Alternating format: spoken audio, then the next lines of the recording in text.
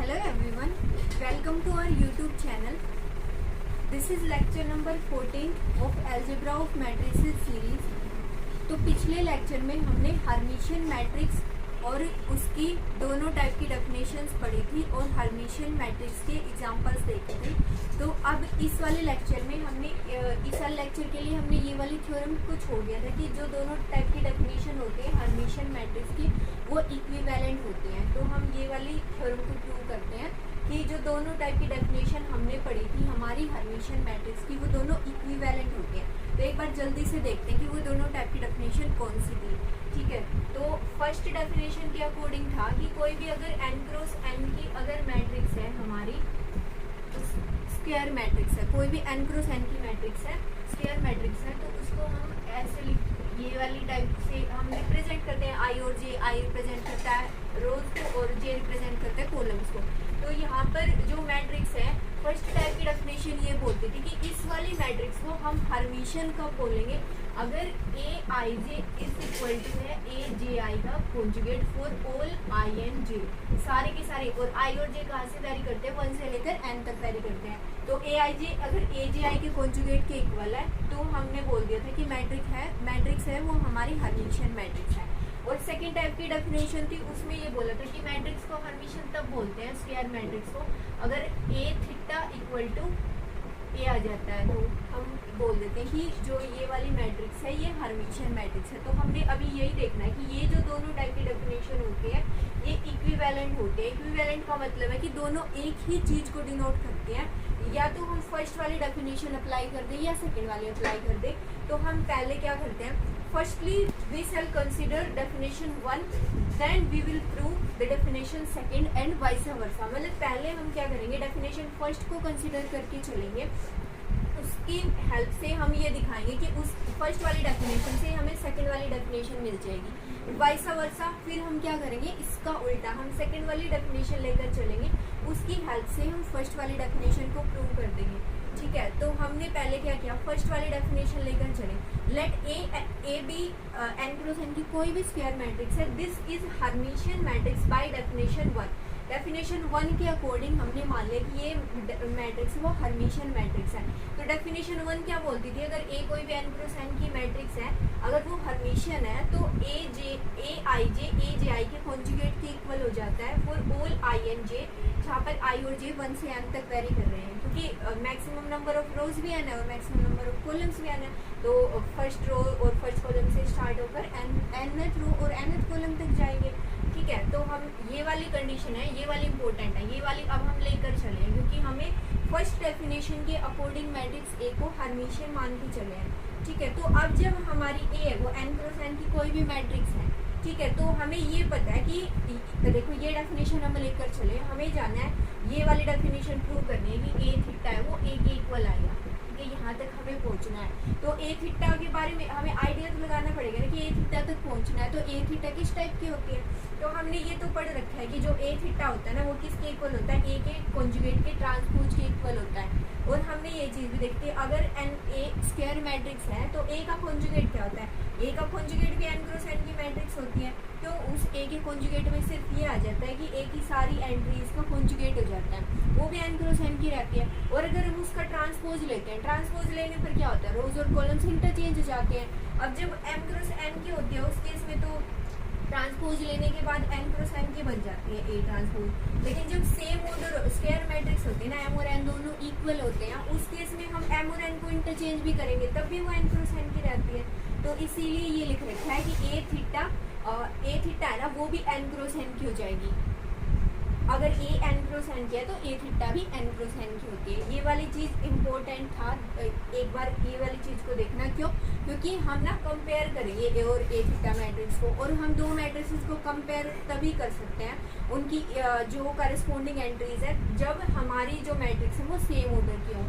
ठीक है, तो इसीलिए हमने ये वाली चीज़ का आइडिया यहाँ से लग गया। ठीक है, कि हमने क्यों इसको देखना है, क्योंकि हमें कंपेयर करना है इस वाली डेफिनेशन के अकॉर्डिंग। मतलब इक्वल प्रूव करनी है तो पहले तो कंपेरेबल तो होनी ही चाहिए ना। तो इसीलिए हमने ये प्रूव कर दिया यहाँ से कि ए थीटा है ना वो भी n क्रॉस n की मैट्रिक्स होती है, ठीक है।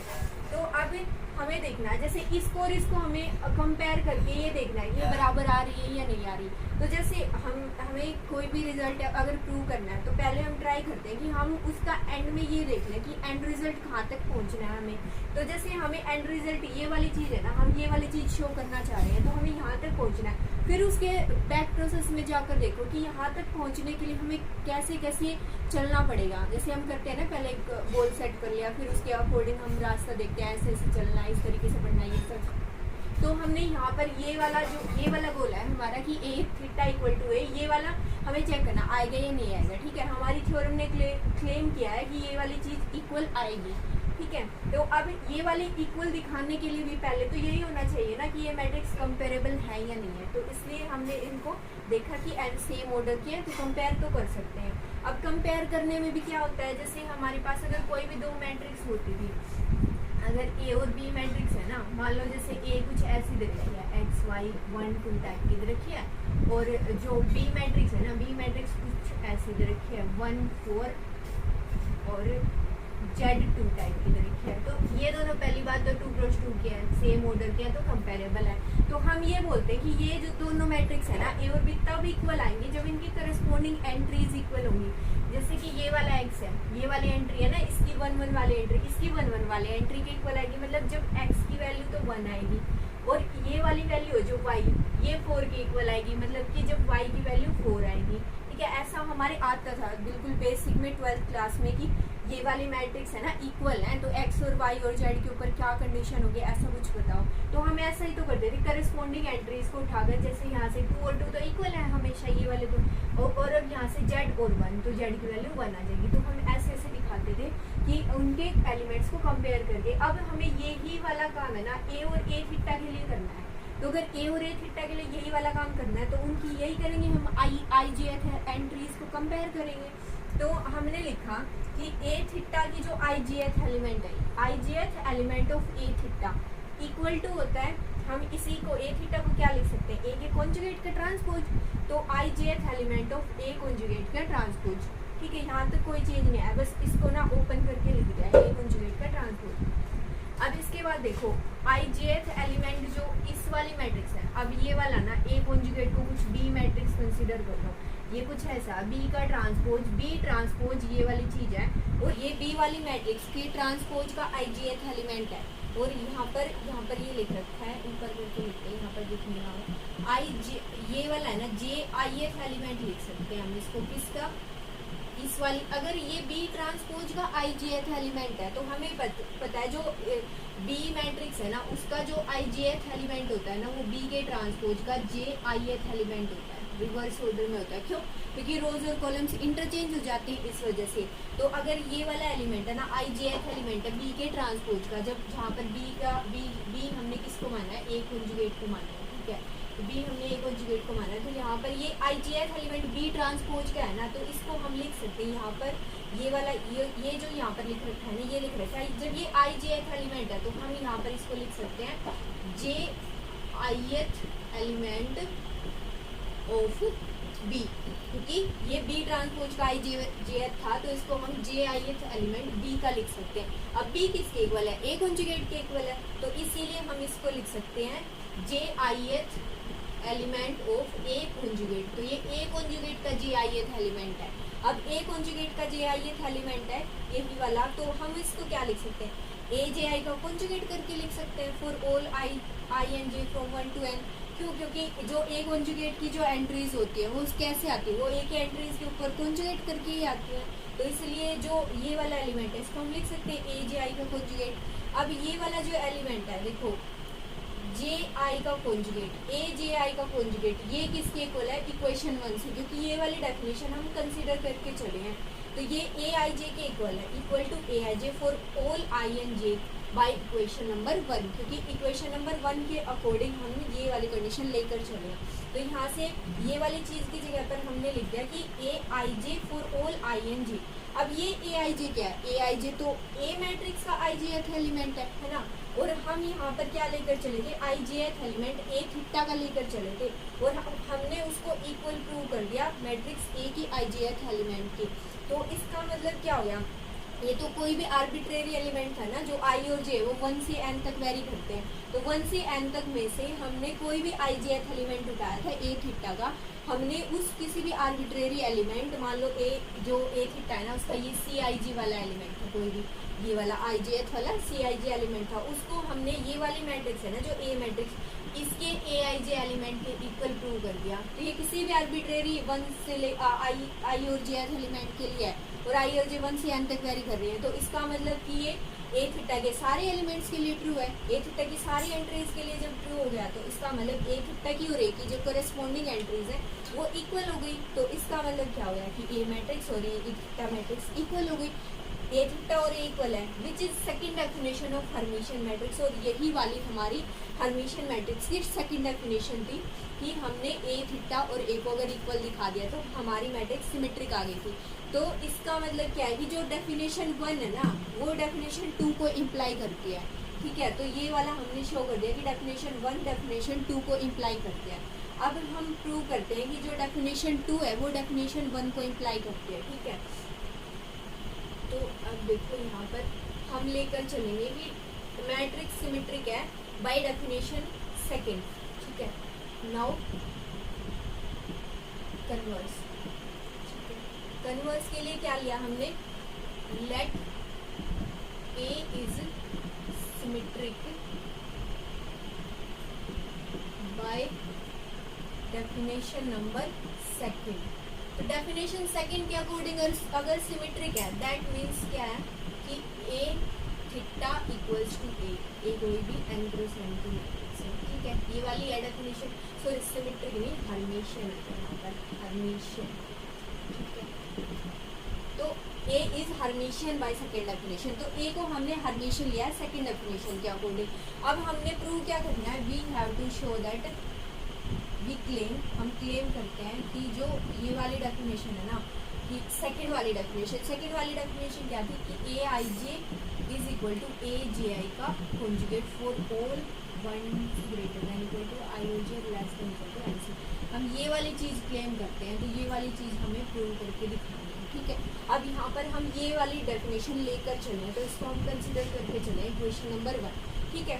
अब देखो जब ए थीटा और ए है ना दोनों बराबर है तो इसका मतलब दोनों n क्रॉस n की मैट्रिक्स है, मतलब ये दोनों बराबर है, कंपेरेबल भी है और इक्वल भी है, मतलब इनके जो एग्जैक्टली जो करस्पॉन्डिंग एंट्रीज होंगी ना वो इक्वल होंगी। तो हम यहाँ से बाय वन से हम क्या लिख सकते हैं, 1 से हम लिख सकते हैं कि ijth एलिमेंट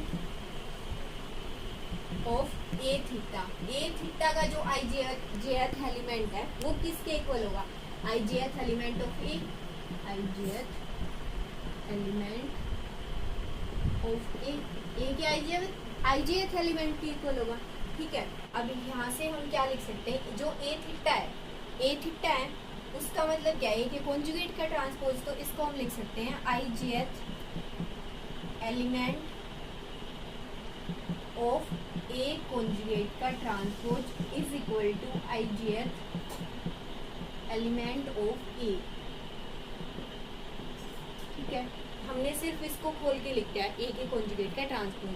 तो अब ये है, अब यहाँ पर भी वो वही वाली चीज़ है, जैसे ये इसको मान लो कोई ये मैट्रिक्स बी है, ये बी का ट्रांसपोज है और उसका ijth एलिमेंट है, तो बी के ट्रांसपोज का ijth एलिमेंट क्या होता है, बी के jith एलिमेंट के इक्वल होता है ना, क्योंकि हम बी ट्रांसपोज के अंदर क्या करते हैं, बी की रोज और कॉलम को इंटरचेंज करके लिखते हैं ना, इस वजह से। तो यहाँ से ये वाली इसको हम लिख सकते हैं jith। अब मैंने ये वाला स्टेप स्किप कर दिया कि हमने इसको b माना फिर b को a कॉन्जुगेट, ठीक है, हम इसको मान सकते हैं, अंडरस्टूड है कि ये, या फिर आप कर सकते हो एक लाइन बीच में कि इसको b मानकर, तो फिर यहाँ पर ये वाला रिवर्स हो जाएगा, ये jith एलिमेंट ऑफ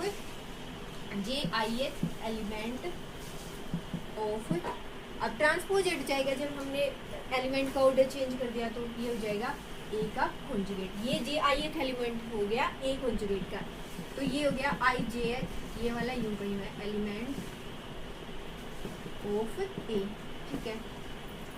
और जब ये कंपेरेबल है ना तो हाँ यहाँ पर ये वाली चीज देखो, for all I and j a और ए थीटा को हम लेकर चल रहे हैं, इक्वल लेकर चल रहे हैं, तो ये वाले है ना आई जे एथ एलिमेंट है थीटा का, और इसका जो आई जे एथ एलिमेंट है ये सारे वन आई और जे के लिए ट्रू है। फॉर ऑल वन से ग्रेटर देन इक्वल टू आई और जे और less than equal to N से, तो ये यहाँ पर साथ में चलता रहेगा, वन से ग्रेटर देन इक्वल टू आई और j less than equal to N से एंड सो ऑन, सारी जो इक्वेशंस है ना उनमें चलता जाएगा ये वाला। क्यों? क्योंकि ये दोनों मैट्रिसेस है ना वो इक्वल है तो सारी एंट्रीज इक्वल होंगी ना, तो इसीलिए किसी एक के लिए नहीं, ये वाला है ना हम आर्बिट्रेरी आई जे एथ एलिमेंट उठाकर चल रहे हैं, ये दोनों मैट्रिक्स इक्वल है तो सारे आई और जे के लिए, सारे एलिमेंट्स के लिए ये वाली डेफिनेशन, ये वाली चीज़ है ना वो ट्रू होगी।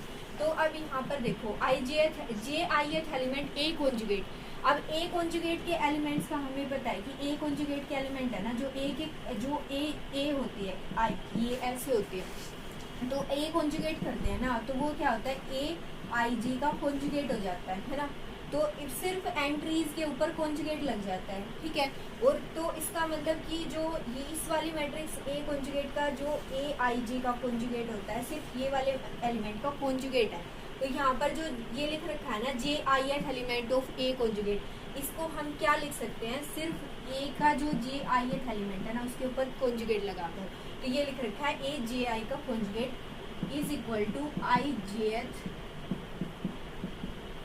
Element of A for all one से ग्रेटर देन इक्वल टू आई और जे और less than equal to N से, ठीक है। तो अब ये वाली चीज है ए जे आई का कॉन्जुगेट, ए जे आई का कॉन्जुगेट है, ये वाली एंट्री है ना, ये वाली एंट्री हमें प्रूव करनी थी। अब देखो यहाँ से तो ये आ गया हमारे पास, जो लेफ्ट में ये वाली चीज हम लेकर चल रहे थे, तो जो हमें प्रूव करना था उसके अंदर जे आई एथ का कॉन्जुगेट। अब जो ये आई जे एथ एलिमेंट है ए का, इसको हम कैसे रिप्रेजेंट करते हैं, ए आई जे से रिप्रेजेंट करते हैं, फॉर ऑल वन से ग्रेटर देन इक्वल टू आई और जे और less than equal to N से। देखो यही वाली चीज आ गई ना, बस इसमें हमने ये वाली इधर लिख रखी है और ये वाली इधर लिख रखी है, ये ए आई जे है ना वो ए जे आई के कॉन्जुगेट के इक्वल आ गया for all I and J, and this is definition number first of Hermitian matrix. ये हर्मिशियन मैट्रिक्स की फर्स्ट डेफिनेशन थी, तो हम सेकंड डेफिनेशन लेकर चले थे A theta equal to A वाली, तो हमने इसकी हेल्प से सेकंड डेफिनेशन को प्रूव कर दिया। देखो हमने लिया कि ए थीटा ए के इक्वल है, ए थीटा भी एन क्रॉस एन की मैट्रिक्स है और ए भी एन क्रॉस एन की मैट्रिक्स है, तो यहाँ से ये दोनों मैट्रिक्सेस इक्वल हैं, तो इनकी करस्पॉन्डिंग हमें ये वाली चीज प्रूव करनी है सेकंड डेफिनेशन। तो हमने बाय डेफिनेशन वन की हेल्प से क्या लिखा कि ये वाली दोनों मैट्रिक्स इक्वल हैं, तो इनकी करस्पॉन्डिंग सारी एंट्रीज इक्वल होंगी, मतलब इसका जो कोई भी आर्बिट्ररी आई जे एथ एलिमेंट है ए थीटा का, वो आई जे एथ एलिमेंट ए के इक्वल होगा for all I and J, ठीक है। तो अब आई जे एथ एलिमेंट ए थीटा, इसको हम लिख सकते हैं ए थीटा को हम ओपन करके लिख दिया, ए के कॉन्जुगेट का ट्रांसपोज इक्वल टू दिस। अब यहाँ पर हमें पता है कि ये ट्रांसपोज वाली जो मैट्रिक्स है ना ए कॉन्जुगेट का ट्रांसपोज, इसका जो जे आई एथ एलिमेंट है वो ए कॉन्जुगेट के इसका जो आई जे एथ है वो इसकी जे आई एथ के इक्वल होता है, मतलब उल्टा ऑर्डर में होता है, क्योंकि हम ट्रांसपोज में चेंज कर देते हैं रोज और कॉलम्स को, तो इससे आई जे एथ एलिमेंट जे आई एथ एलिमेंट बन जाता है ट्रांसपोज में। तो अब इसको हम लिख सकते हैं, अब यहाँ पर अगर आई जे एथ था तो इसको हम जे आई एथ एलिमेंट किसका लिख सकते हैं, जिस मैट्रिक्स का ट्रांसपोज है ए कॉन्जुगेट का, तो इसलिए इसको जे आई एथ एलिमेंट, ये वाली चीज इंपॉर्टेंट है नोट करने की, तो ये इसको हमने ए के कॉन्जुगेट का जे आई एथ एलिमेंट लिख दिया, यहाँ पर ऑर्डर चेंज हो गया। तो अब ये आई जे एथ एलिमेंट है मैट्रिक्स ए का, ठीक है। तो अब इसी को फिर ये लिख दिया जे आई एथ एलिमेंट होता है ए कॉन्जुगेट का, उसको हम ऐसे लिख सकते हैं ए जे आई का कॉन्जुगेट, और जो ये ए आई जे है आई जे एथ एलिमेंट है, इसको हम स्मॉल ए आई जे लिख सकते हैं मैट्रिक्स ए के लिए, और सारे आई और जे के लिए चलता आ रहा है ये, तो यहाँ से यही वाली चीज तो आ गई कि ए आई जे इक्वल टू आ गया ए जे आई की कॉन्जुगेट के for all I and J. यही वाली जो डेफिनेशन यही वाली हमें प्रूव करनी थी, जो सेकंड वाली डेफिनेशन है हर्मिशियन मैट्रिक्स की। दैट मीन्स जो डेफिनेशन सेकंड है ना वो इम्प्लाई करती है डेफिनेशन फर्स्ट को, और इससे पहले हमने देख लिया कि डेफिनेशन फर्स्ट है वो सेकंड को इम्प्लाई करती है। तो हम ये बोल सकते हैं कि both definition of Hermitian matrix are equivalent, ठीक है। जो दोनों डेफिनेशन है ना आर इक्विवेलेंट, ठीक है। और एक ये वाली चीज़ याद रखनी है कि पिछले लेक्चर में जो हमने देखी थी कि हर्मिशियन मैट्रिक्स की जो सारी जो डायगोनल एंट्रीज होती है ना, वो क्या होती है, प्योरली रियल नंबर होती है। तो कोई भी इमेज कॉम्प्लेक्स नंबर यहाँ पर नहीं आ सकता डायगोनल एंट्रीज के ऊपर। मतलब कॉम्प्लेक्स नंबर भी रियल नंबर होते हैं, मतलब जो कॉम्प्लेक्स नंबर हैं उनमें अगर ये वाला आ जाए, कुछ नंबर है वो रियल नंबर होते हैं। जैसे कि अगर हम a plus iota b type से लिखते हैं तो यहाँ पर जो ये वाला पार्ट है, ये जीरो b अगर जीरो हो जाता है तो प्योरली रियल बोलते हैं। तो इसीलिए जो एंट्रीज है ना वो ऐसी नहीं आ सकती, मतलब कि जिसके अंदर इमेजनरी पार्ट भी आ जाए, वो वाली नहीं आ सकती। तो प्योरली रियल वाली एंट्रीज आ सकते हैं सिर्फ यहाँ पर, ठीक है। इमेजनरी पार्ट है ना वो जीरो होता है, इसलिए हम बोलते हैं कि हर्मिशियन मैट्रिक्स की सारी डायगोनल एंट्रीज है ना वो प्योरली रियल नंबर होती है, ठीक है। तो इस वाले लेक्चर के अंदर इतना ही। नेक्स्ट लेक्चर के अंदर हम स्क्यू सिमेट्रिक मैट्रिक्स है उसके बारे में पढ़ेंगे, और ऐसे ही उसकी भी 2 डेफिनेशंस होंगी। उन दोनों डेफिनेशन को इक्विवेलेंट प्रूव करेंगे, और उसके बाद हम उसके एग्जांपल्स भी देखेंगे कि स्क्यू हर्मिशियन मैट्रिक्स क्या होती है। Thank you and all the best.